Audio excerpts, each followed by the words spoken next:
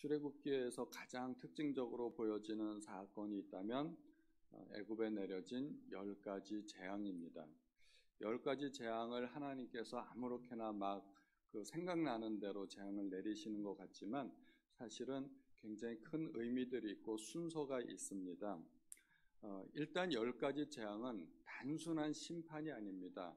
하나님께서 바로에게 내린 그리고 이집트 백성들에게 내린 심판이 아닙니다. 물론 바로가 잘못했죠. 바로가 마음을 완악하게 하고 이스라엘 백성을 내보내지 않으려 했고, 그리고 번번이 약속을 위반했고, 또 이집트 백성들은 이스라엘 백성들을 고된 노역으로 학대하지 않았습니까? 그러므로 일단 왕과 백성들에 대한 심판이기도 했지만 이집트 사람들이 섬기고 있던 10가지 신들에 대한 심판이라고 할 수가 있습니다. 이 재앙을 통해서 심판은 점점 더 강해지고 바로와 신하들과 그리고 이집트의 백성들은 한 단계씩 한 단계씩 점점 무너지는 모습을 보여주게 됩니다. 반면 10가지 재앙을 통해서 모세는 점점 더 하나님을 깊이 알아가게 되고 또 하나님을 신뢰하게 되고 하나님의 능력을 체험하게 됩니다. 그리고 바로 앞에 모세가 점점 더 강해집니다. 그래서 모세가 처음 바로 앞에 섰을 때와 모세가 마지막에 바로 앞에 섰을 때의 모습은 완전히 반대입니다. 완전히 반대의 모습을 보여주고 있습니다. 그리고 각 재앙들마다 처음 나타나는 현상들이 있습니다. 이러한 현상들에 굉장히 주목해야 됩니다. 7장 20절에 보면 첫 번째 재앙이 나타납니다. 모세와 아론이 여호와께서 명령하신 대로 행하여 바로와 그의 신의 목전에서 지팡이를 들어 나일강을 치니 그 물이 다 피로 변하였다고 합니다. 왜 하필이면 나일강을 첫 번째 타겟으로 삼으셨을까요? 나일강은 이집트의 풍요의 상징이고 기원입니다. 절대 이집트, 애굽 사람들은 기근이 드는 법이 없어요. 왜냐하면 나일강 때문에. 그래서 가나안 땅에서 아브라함과 이삭도 기근을 만난 적이 있었는데 그때 항상 애굽으로 내려갔어요. 애굽에는 곡식이 있었거든요. 애굽이 기근이 들었다는 이야기는 성경에 오직 요셉 때만 있었던 일입니다. 그만큼 애굽은 풍요의 땅이었습니다. 지도를 보면 나일강을 중심으로 녹색으로 표시가 되어 있는데 처음에는 그 녹색이 다 강인 줄 알았는데 제가 들어가서 자세히 확대해서 보니까 그게 다 전답이에요. 논이고 밭이고 강을 중심으로 좌우편에 얼마나 많은 전답들이 있는지 몰라요. 하나님은 이스라엘 백성들을 이집트에서 이끌어내어서 가나안 땅으로 보내었습니다. 가나안 땅과 이집트 땅은 큰 두 가지 차이가 있습니다. 이집트 땅은 농사를 나일강에 의존하는 땅이었습니다. 가나안 땅은 하늘에서 내리는 비를 흡수한다고 그래요. 스폰지처럼 빨아들여가지고 다 내보내는 거예요. 물이 저장이 안 돼요. 그래서 가나안 땅에서 농사를 지으려면 가장 중요한 게 비입니다. 하늘에서 내리는 비가 중요하기 때문에 이집트에서는 나일강이 중요하고 가나안 땅에서는 비가 중요합니다. 그래서 가나안 땅에서 농사를 지으려면 이른 비와 늦은 비가 적당한 때에 내려주어야 됩니다. 그래서 하나님께서 명령하신 바를 이행하지 않고 불순종했을 때 하나님께서 하늘문을 막으시겠다고 하시는 거죠. 그게 이스라엘 백성들에 대한 하나님의 징계였습니다. 이집트 땅은 자기가 물기로다가 전답에다 물을 부으면 됩니다. 얼마든지. 하늘에서 비가 안 내려도 자기가 물 떠다가 전답에다 물을 부으면 됐고 이스라엘 백성들은 땅을 파고 씨를 심고 하늘만 쳐다보는 거죠. 하나님께서 비를 내려주시기를 바라는 것. 그러니까 나일강을 중심으로 한 이집트 땅에서의 삶은 철저하게 인간적인 노력에 의해서 살아가는 삶을 이야기하는 것입니다. 가나안 땅은 절대적으로 하나님의 은혜만을 바라보고 사는 삶을 의지하는 것입니다. 그래서 이집트 땅은 세상이요 가나안 땅은 하나님만 바라보고 사는 신앙을 의미하는 것입니다. 그만큼 이집트 땅은 나일강에 대한 의존도가 컸습니다. 그래서 나일강은 이 이집트 백성들의 자랑이고 긍지고 문화였습니다. 절대 풍요가 무너지지 않는 그런 땅이었습니다. 그래서 하나님은 애굽의 풍요의 근원이었던 이 나일강을 첫 번째 타겟으로 삼으시는 것입니다. 그런데 이 나일강을 이집트 사람들이 바라볼 때와 히브리 노예들이 바라볼 때 감정이 달라요. 이집트 사람들은 나일강을 바라보면서 뿌듯하고 정말 자랑스럽고 그렇게 여길 수 있겠지만 히브리 노예들은 나일강을 바라보면 한이 서려 있어요. 왜일까요? 그 나일강에 히브리 노예들의 아이들이 빠져 죽었잖아요. 히브리 사람들의 그 다산을 막기 위해서 남자아이들이 태어나면 나일강에 빠뜨려가지고 다 죽였어요. 바로가 그런 일을 행했어요. 그래서 하나님께서는 이스라엘 남자아이들을 죽인 것에 대한 일종의 보복이기도 하고 심판인 것입니다. 그래서 첫 번째가 나일강에 대한 심판을 내리십니다. 또 나일강을 주관하는 나일러스라는 신이 있습니다. 애굽의 신이 있죠. 그 나일러스에 대한 심판이기도 합니다. 원래 나일강은 생명의 강이었는데 이집트 사람들은 바로의 명령에 의해서 그 강을 죽음의 강으로 만들었습니다. 하나님도 똑같이 심판하시는 것입니다. 그 생명의 강을 죽음의 강으로 만드셨습니다. 7장 18절에 나일강의 고기가 죽고 그 물에서는 악취가 나리니 애굽 사람들이 그 물 마시기를 싫어하리라고 말씀하고 계십니다. 모세가 번번이 그 나일강을 치거나 땅을 치거나 하늘을 향해서 지팡이를 들어 올렸지만 그 팔은 사실은 모세의 팔이 아니라 하나님의 팔이었습니다. 오늘 우리가 읽은 본문 5절에 보면 내가 내 손을 애굽 위에 펴서 이스라엘 자손을 그 땅에서 인도하여 낼 때야 애굽 사람이 나를 여호와인 줄 알리라고 하셨습니다. 이 말씀을 하나님이 하셨죠. 내가 내 손을 애굽 위에 펴서, 모세가 손을 들었지만 그 손을 붙들고 있는 것은 하나님이셨다는 것입니다. 모세가 하나님의 명령에 순종해서 손을 들었을 때 그 손은 모세의 손이 아니었습니다. 하나님의 손이었습니다. 그런데 나일강이 피로 변하는 이 사건에 대해서 애굽의 술객들이 똑같이 따라합니다. 흉내를 내는 거죠. 어떻게 했는지 모르지만 똑같이 따라합니다. 그리고 바로는 이 일에 대해서 전혀 관심을 가지지도 않았다고 합니다. 콧방귀도 안 뀌는 거죠. 그러고서 많은 겁니다. 두 번째 재앙은 개구리 재앙입니다. 똑같이 나일강과 하수와 바다와 그 여러 가지 연못에 대한 저주인데 개구리 재앙은 조금 다릅니다. 피는 그 자리에 있죠. 개구리는 올라옵니다. 사람들에게 접근합니다. 사람들이 사는 거주 지역까지 올라와서 심지어 방에까지, 침실까지, 주방에까지 개구리들이 득실득실 하는 거죠. 그런데 8장 6절에 보면 아론이 애굽 물들 위에 그의 손을 내밀매 개구리가 올라와서 애굽 땅에 덮였다고 이야기합니다. 애굽 전역에 내린 심판이었습니다. 그런데 이번에도 술객들이 똑같이 따라합니다. 그런데 바로의 태도가 조금 바뀌었어요. 바로가 여호와께 이 개구리들로부터 우리를 구해달라고 요청하기 시작합니다. 처음으로 모세와 이제 대화가 시작되는 겁니다. 나일강이 피로 변했을 때는 그러고 말았는데 이번에는 자기도 징글징글했던지 구하여 달라고 요청을 합니다. 그리고 처음으로 백성을 보내겠다고 약속합니다. 물론 마음에도 없는 말입니다. 진심이 전혀 없는 말이지만 그렇게 이야기합니다. 8장 8절에 바로가 모세와 아론을 불러 이르되 여호와께 구하여 나와 내 백성에게서 개구리를 떠나게 하라. 내가 이 백성을 보내리니 그들이 여호와께 제사를 드릴 것이니라.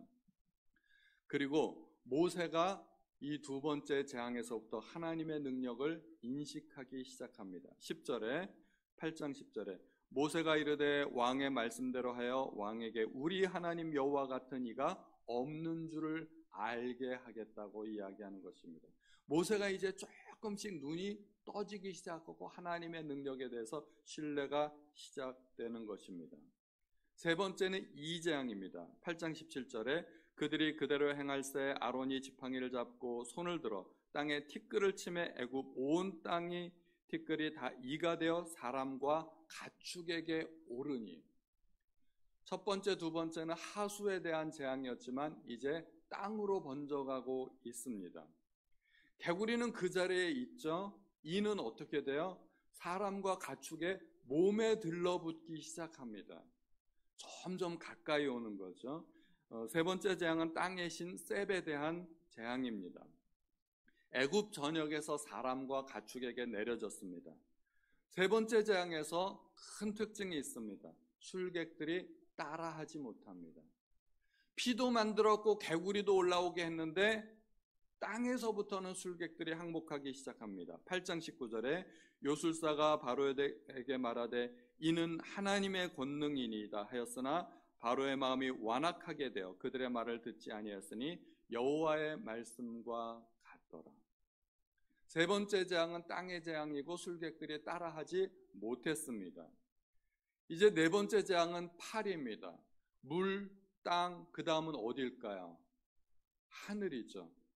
육해 공군을 다 전멸시키는 겁니다. 하나님은 온 땅과 하늘과 바다에 하나님이심을 보여주는 것입니다.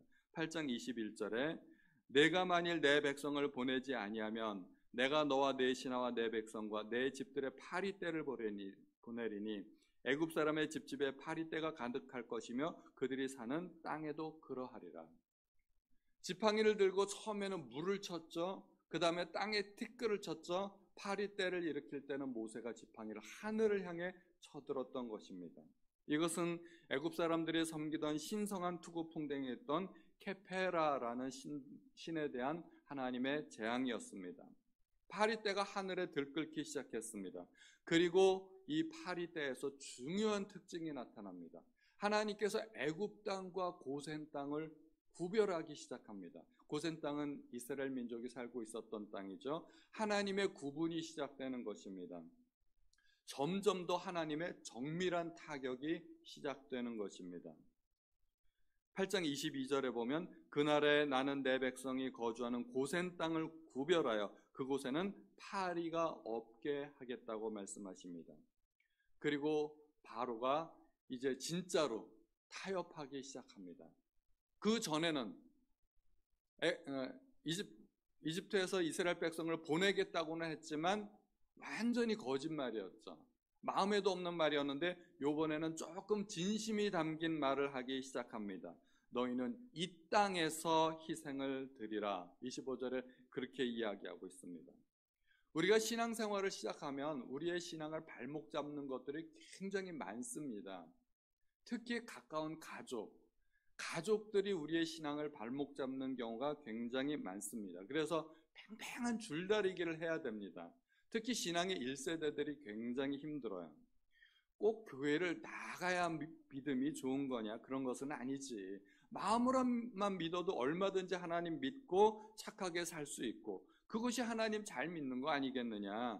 요즘 같은 코로나 시대에 얼마든지 영상으로 예배 드릴 수 있는데 특세한다고 꼭 교회 그렇게 나가야 돼? 그래도 여러분들은 나오셨잖아요. 우리 몸으로 나왔잖아요. 안 믿는 사람들은 마음으로만 잘 믿으면 된다고 그래요. 예배도 영상으로 얼마든지 드릴 수 있다고 그래요. 그런 타협안들에 우리가 마음이 솔깃해질 수 있지만 당연히 거부할 수 있어야 됩니다. 모세는 바로의 타협안에 대해서 이런 죄에 거부했죠. 8장 26절에 모세가 이르되 그리함은 부당하나이다. 절대 안 된다는 거죠. 27절에도 우리가 사흘길쯤 광야로 들어가서 우리 하나님 여호와께 제사를 드리되 우리에게 명령하시는 대로 하려 하나이다. 이제 모세도 조금 자신감이 생기기 시작했습니다. 바로 앞에서 절절매는 그런 모습이 아닙니다. 하나님의 말씀을 1.1의 가감없이 전달하고 있습니다. 그리고 모세가 바로를 책망하기 시작합니다. 다시는 거짓을 행하지 말라고 29절에 그렇게 이야기하고 있습니다.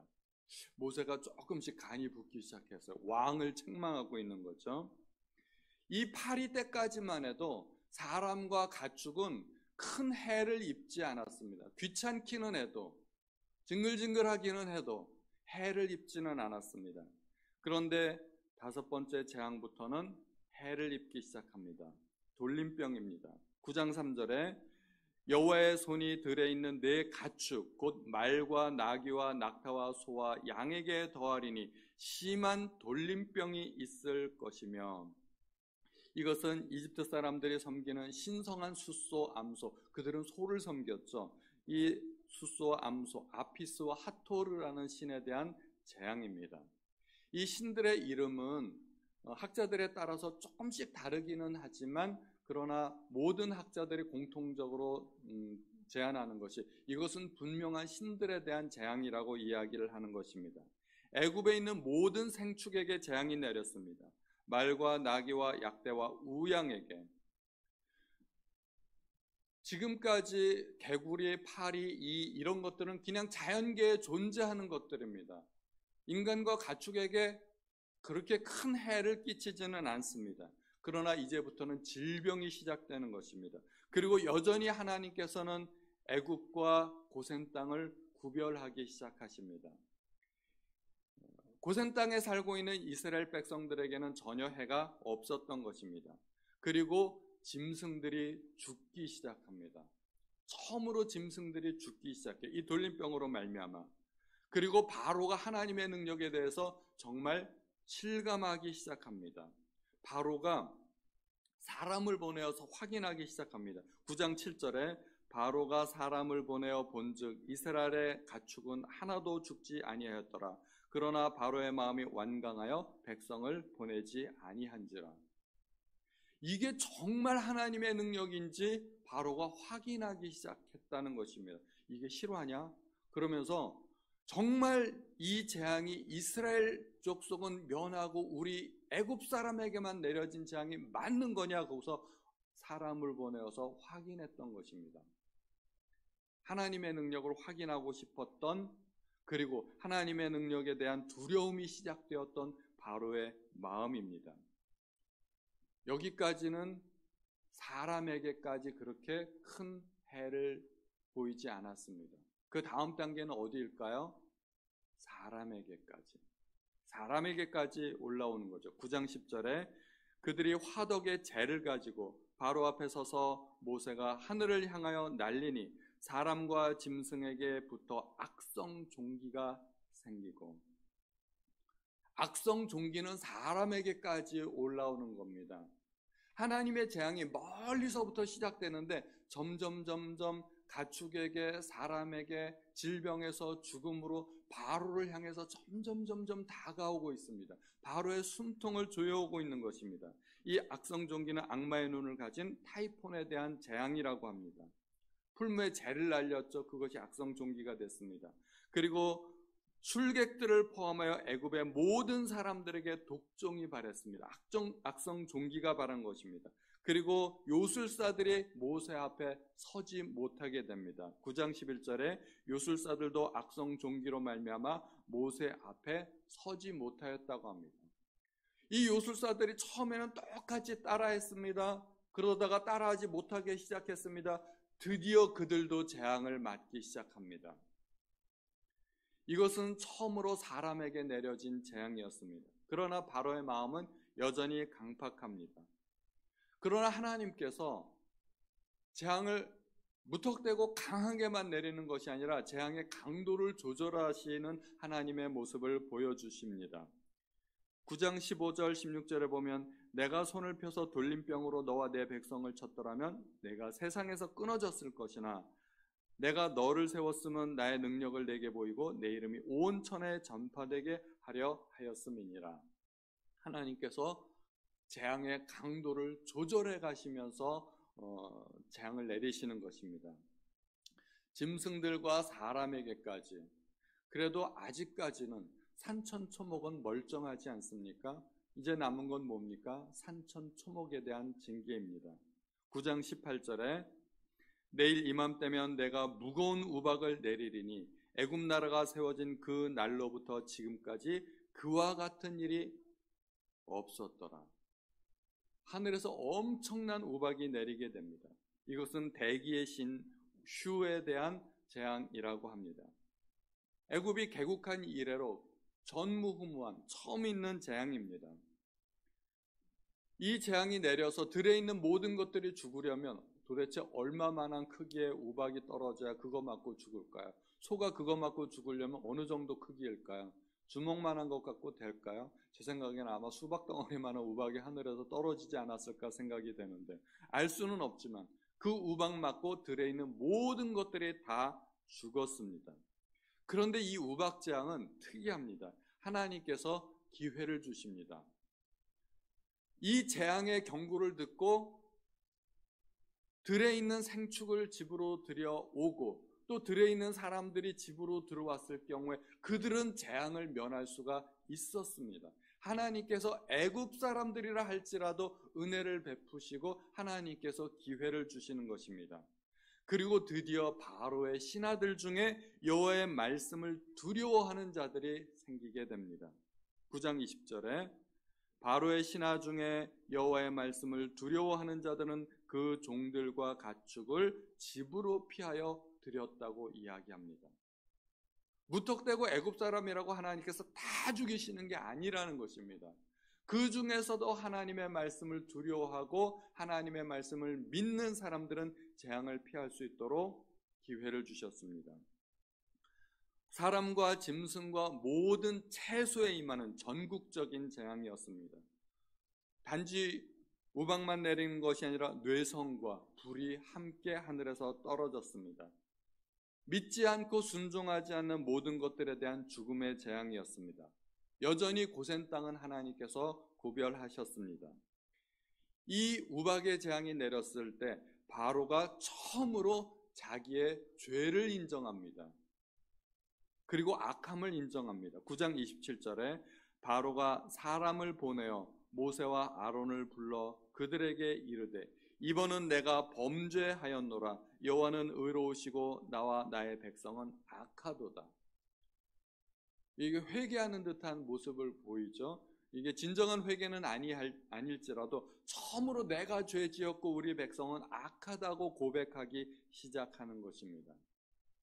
그러나 모세는 여전히 지금까지도 바로가 계속해서 마음을 바꿨는데 이번에 또한 바로의 그 고백이 진실이 아니라는 것을 알기 시작합니다. 왕과 신하들이 아직도 여호와를 두려워하지 아니할 것을 내가 안다고 그렇게 이야기합니다. 모세가 그만큼 성숙하는 것입니다. 처음에는 모세가 내가 그렇게 가서 바로에게 전달해도 바로가 바뀌지 않을 텐데 어떻게 할까요? 그랬는데 이번에는 바로 앞에 가서 당신의 마음이 바뀌지 아니할 것을 내가 아나이다 그렇게 이야기합니다. 모세는 점점 더 하나님을 신뢰하고 모세가 성숙하게 되는 것입니다. 아니나 다를까 왕과 신하들이 강팍해졌습니다. 이번에는 우박을 면하고 남은 것들을 완전히 하나님께서 멸하시기 위해서 메뚜기 떼를 보내십니다. 10장 5절에 메뚜기가 지면을 덮어서 사람이 땅을 볼 수 없을 것이라. 메뚜기가 내게 남은 그것 곧 우박을 면하고 남은 것을 먹으며 너희를 위하여 들에서 자라나는 모든 나무를 먹을 것이며. 이집트 땅은 워낙 곡창지대가 넓고 나일강에 대한 의존도가 컸기 때문에 큰 창고를 지어서 곡식을 저장해야 될 필요가 없었습니다.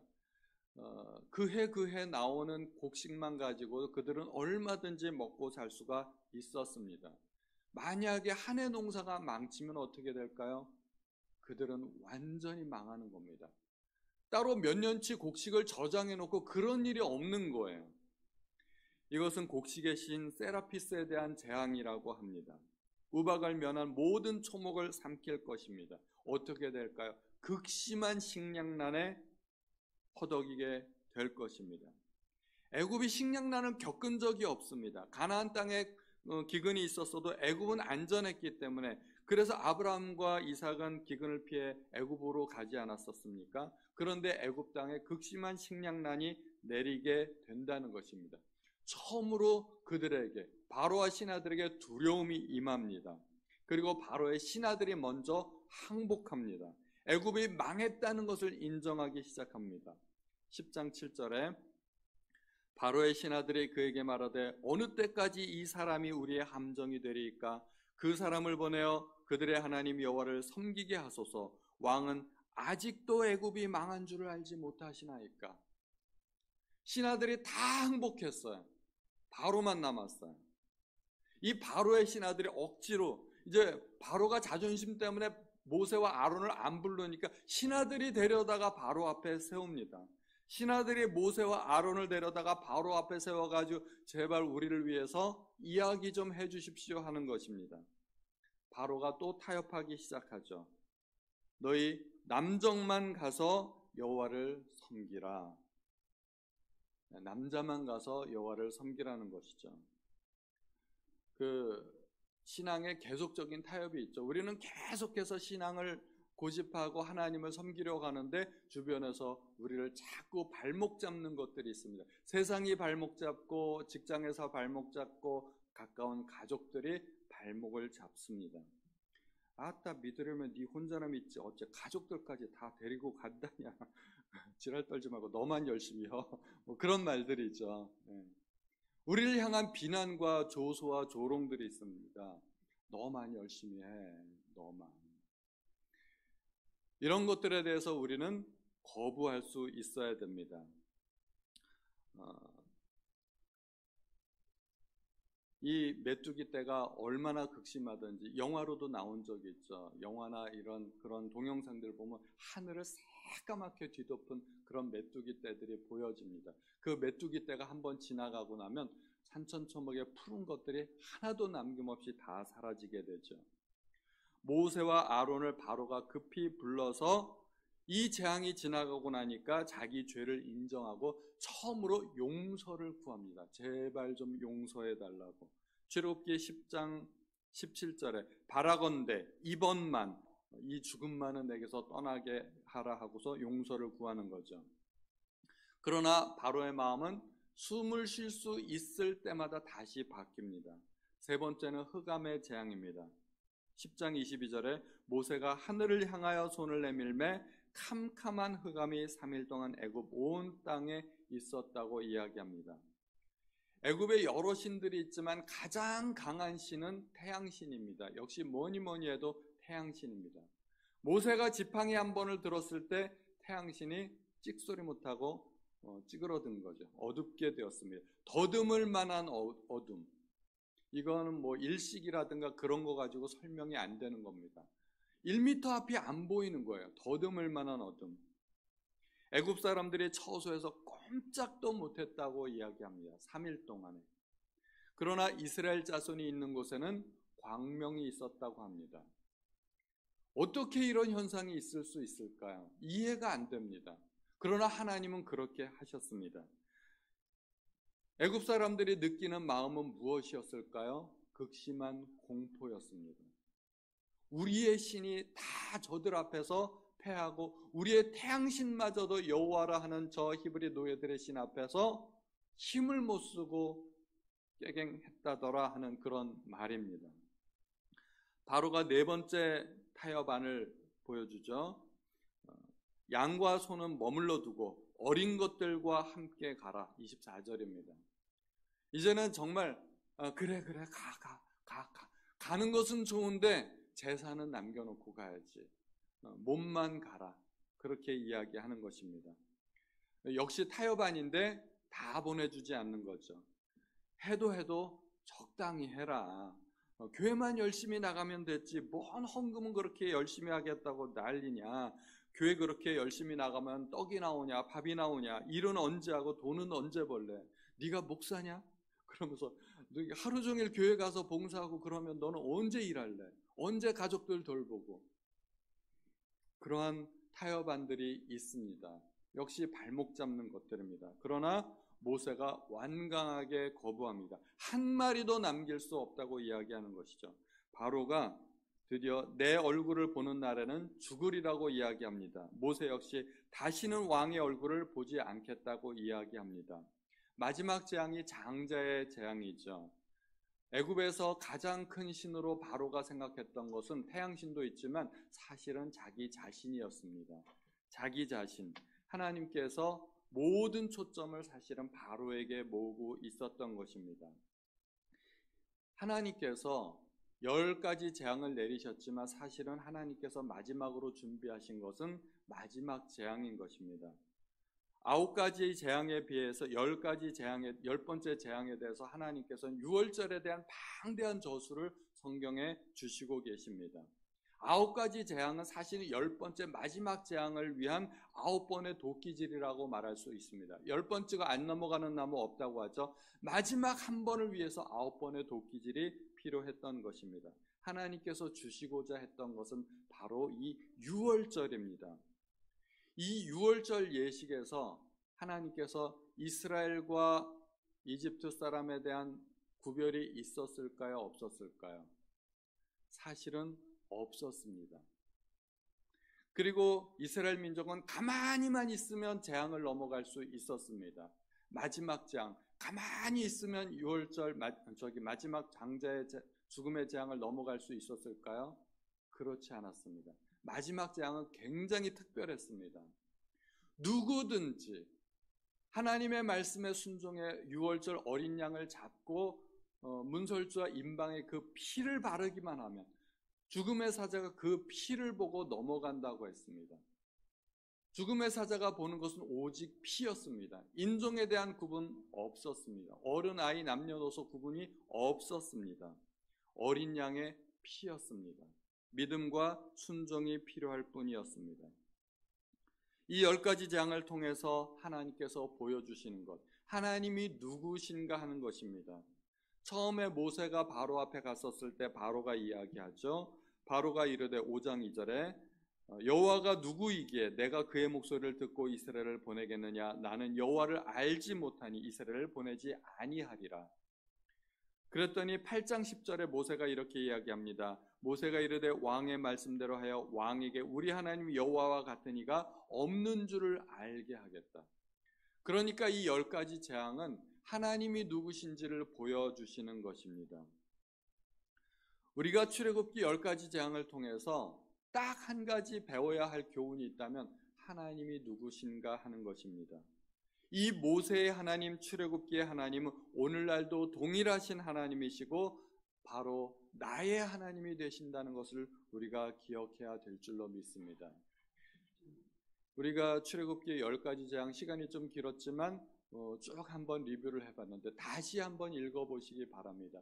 읽어보시면서 이 순서들을 머릿속에 기억하시고 각 재앙들마다 처음 나타나는 그런 현상들에 주목하시면 이 10가지 재앙들이 쉽게 머릿속에 들어오실 수 있으리라 믿습니다. 그 하나님이 오늘날 나의 하나님이 되심을 믿고 감사드리면서 우리 하나님 앞에 기도하시겠습니다.